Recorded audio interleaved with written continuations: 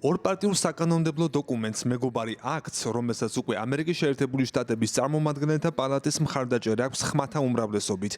ქართველ პოლიტიკოსთა ელიტაში სრულად საზეიმო შეფასებები არ მოჰყოლია. წუხიც გამოთქვამს ქართული ოცნება. მმართველ პარტიაში ამბობენ, რომ ადგილი აქვს არა მეგობრულ, არამედ არამეგობრულ დამოკიდებულებას. ახლა მხოლოდ პრეზიდენტ დონალდ ტრამპის იმედი აქვთ, რომ ის ამ კანონპროექტს ხელს არ მოაწერს. ეგრეთ წოდებული მეგობრობის აქტი, რა თქმა უნდა, ყველაფერია გარდა მეგობრობისა, ეწინააღმდეგება როგორც საქართველოს და საქართველოს მოსახლეობის ინტერესებს, ასევე ამერიკის შეერთებული შტატების ახალი ადმინისტრაციის ხედვას. თეორიულად თუ იგი შევა ძალაში, რა თქმა უნდა, იგი მნიშვნელოვნად დააზიანებს ორქულ ურთიერთობებს და სწორედ ესეც არის გათვლა აი არაფორმალური ძალების და გავლენების, მაგრამ იმედი გვაქვს, რომ პრეზიდენტი ხელს არ მოაწერს ამ პროვოკაციულ რეზოლუციას, რომ მაინც გვაქვს იმის იმედი, რომ იგი შეძლებს აი არაფორმალური გავლენების და deep state-ის დამარცხებას. პარლამენტის მაღალი მაჩვენებელი აქვს ხოლმე სამარცხინო რეზოლუციას, რომელსაც იღებენ და იგივე შეიძლება ვთქვათ კონგრესთან მიმართებაშიც. თუნდაც დავალოთ რა გადაწყვეტილებას მიიღებს სენატი, რა გადაწყვეტილებას მიიღებს პრეზიდენტი ტრამპი, ეს არის ნაციონალური დროის მეგობრობის აქტი და სულვილი მომწყობილი სიმართლედ გამოაცხადონ და ის ბედნიერი სახეებით ეს რაც ოპოზიციას აქვს დილიდან, ესეთი დღის სიხარული შეიძლება ჩაითვალოს. საზეიმო დამოკიდებულება აქვთ ოპოზიციაში. ქართული ოცნების პოლიტიკური ოპონენტები ამბობენ, რომ მეგობარ ქვეყანაში ესმით შექმნილი მდგომარეობა და ეს აქტიც ამ გარემოებათა შესაბამისად შემუშავდა.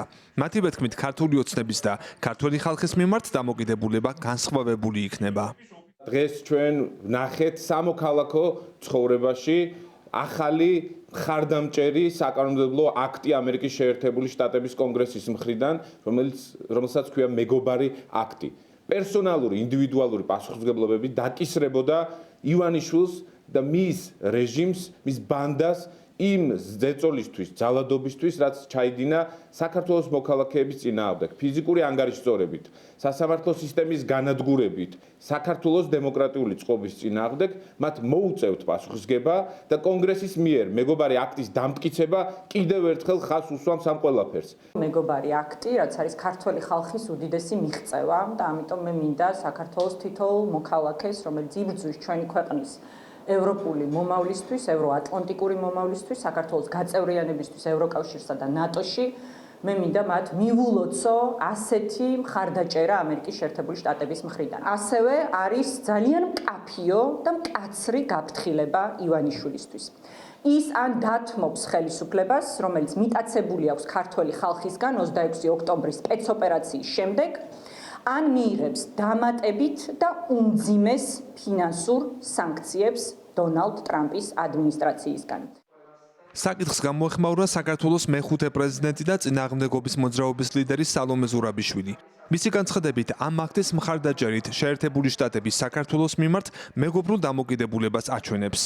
ჩვენმა ამერიკელმა მეგობრებმა ეს იციან, რომ არ შეიძლება რომ დაუშვა და ეს იყო დღეს გამოცხადებული მათ მიერ, რომ საქართველოდან ოფიციალური პირები ამერიკას აბრალებდნენ ხან ომის პარტიობას, ხან deep state-ობას და ხან რას და ხან რას. ეს არის მიუღებელი და ეს არის პასუხი ამერიკის როგორც მეგობარი და ჩვენ მეგობარს დავიბრუნებთ. ანალიტიკოსი ნოდარ ხარშილაძე ამბობს, რომ ამერიკის შეერთებული შტატები მოქმედებს ქართული ოცნების ნაბიჯების შესაბამისად და ამ დოკუმენტის მიღება მხოლოდ საქართველოს მმართველი ძალის პოლიტიკური მიდგომებითაა გამოწვეული.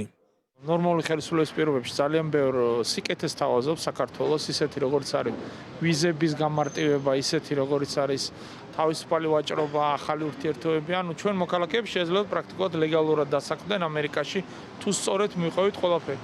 მაგრამ ასევე მეგობარი აქტი თვალისწინებს საკმაოდ მკაცრ ზომებს დიქტატორული ხელისუფლების მიმართ, რომელიც არის დღეს საქართველოში. მეგობარი აქტის ინიციატორები არის ორივე პარტია. მხარდაჭერა აქვს, ასე რომ მოლოდინი იმისი ქართული ოცნების რო ჯერ ვერ იმასაოდა, ეს რა არის ხშირად აკეთებს ქართული ოცნება ამ განცხადებებს. თავის თავს უფრო იემედებენ ვიდრე სხვებს, იმიტომ რომ სისულელებს ლაპარო, აი სანქციები არ იქნება, ხო? ეხლა ეს მეგობარი როგორ არ იქნება, ხო დაადეს სანქციები. ეს პროცესია, რომელიც უკვე დაწყებულია სამწუხაროდ და ძალიან ცუდი რომ საქართველოს ასეთ დღეში აღმოჩნდა.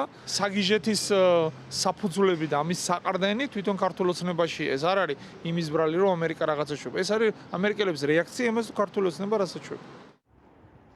ახლა კანონპროექტი მეგობარი ამერიკის შეერთებული შტატების სენატმა უნდა დაამტკიცოს. ამის შემდეგ კი ხელმოსაწერად პრეზიდენტ ტრამპს გადაეცემა. ხელმოწერის შემთხვევაში შეერთებული შტატები საქართველოსთან მიმართებაში იმ დამოკიდებულებას აირჩევს, რა არჩევანსაც ქართული ოცნება გააკეთებს. დოკუმენტი ორ გზას იძლევა: დაბრუნება დემოკრატიულ პროცესებზე და ბევრი ეკონომიკური თუ პოლიტიკური სიკეთე ქართველ ხალხს, ან პირიქით, პოლიტიკური იზოლაცია და სანქციების გაფართოება. ალეკო კვეტაძე, ევრონიუს, ჯორჯია.